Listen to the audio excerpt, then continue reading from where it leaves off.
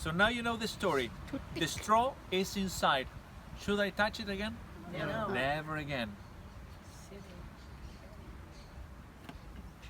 So now we have a higher part, a deeper part with the straw. There is a kind of little hole surrounding the straw. That's a perfect spot where to pour the water. So the water is going to do this: up, down, and push the tea up. If you flood the whole cup, you waste the flavor. And I am supposed to drink all of this with one. Comes from Iguazu Falls. So you have visited the place where this tea it's actually planted. It's a plant that was in the nature, and there was a group of religious people called the Jesuits that had missions in the falls, and they actually domesticated this plant. But the natives of the area used to drink it as an energizing because it has caffeine. Caffeine like coffee, caffeine like tea.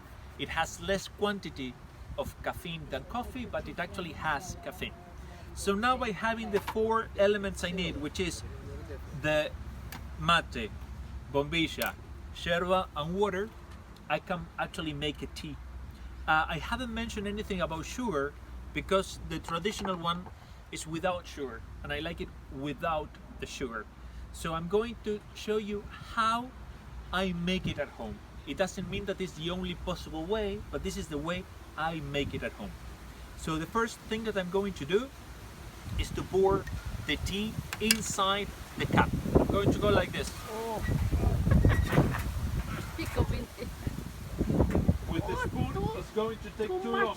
I know. And I'm not put 'em all facing in. you because of the wind. Yeah, there you go. If I do it facing you, the wind is going to blow it. 3/4. Oh, What's 3/4 on this? Up to the neck. Up to the neck. is that very strong? Yeah. Strong.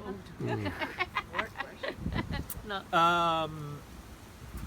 3/4. What happens when you cook rice at home? This is exactly the same thing. So I don't feel it till the top, because this was a leaf which was harvested, dry in big ovens, and it was chopped, and then it was aged for 6 to 8 in the plant itself when it gets dry. So the people that make these cups choose the thing by the shape, by the size. They cut one top, they threw the seeds away, and all of a sudden you have a cup. If I am going to buy one that basically I can use for 10 years or so, so they last for a long time, I would choose a cup with a big mouth and a small belly. Why a big mouth? Because there is room for me to pour the water inside. And why a big belly? Because I like to drink like a large amount of this. So the bigger the belly is, the more tea I can stuff the cup with. Okay?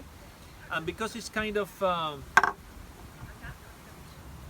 an even bottom, Osvaldo brought the stand. So there we have the cup. Now in English, help me with the vocabulary, because my English is not good today. What's the name of this? Spoon. What's the name of this? It's a straw. So with the straw, you don't steer. With the straw, you sip, right? So once the straw is in here, it's a holy thing. It's a sin to touch it with your hands. So you don't put your fingers in the straw once the straw is in here. Otherwise, we will call it a spoon. There we go. We don't do that, all right? So we have the cup, which is mate, the straw, called bombilla. Bombilla. How many of people present are good with the Spanish words? Carlos, how people say chicken in Spanish? Gallina, apoyo. Pollo. In this part of the world, we say pollo. How people say street in Spanish? Calle. Calle. Here we say calle. So this would be a bombilla, but here we say bombilla. What's a horse? Caballo. People in Buenos Aires speak, to pronounce it, certain letters like Y and double L. I say that we have like a potato in our mouth. Calle. So you ever heard about the coca tea? Actually, the coca tea, done with coca leaves. If you know the chemical process to make cocaine, you use the coca leaf. The leaf by itself is just a leaf, you know, it doesn't hurt. And the coca tea, it's good for the altitude sickness because the tea itself has alkaloids, and the alkaloids make your red blood cells going like kind of faster through the body, so they are responsible for carrying the oxygen, and they help with the altitude sickness. But the story is because in Peru they call it mate of coca. So the word mate by itself, M-A-T-E, is a synonymous of tea. So at the time to name the whole thing, you will find out that the Argentinians are very original, because the tea itself is called mate, the cup is called mate, and the whole drink is called mate. So we are not very original at all to name the things. And basically we need 1, 2, 3, 4 things to make a tea at home. Into this kettle, which is very nice looking, it's an aluminum kettle, there is hot water. The temperature of the water, it's supposed to be 80 to 85 Celsius degrees. Back in time, we just knew by the noise that the kettle made when the water was ready. But on these days, we all have electric kettles, so you either set the temperature digitally, or there is an arrow that tells you the temperature in Celsius degrees, right?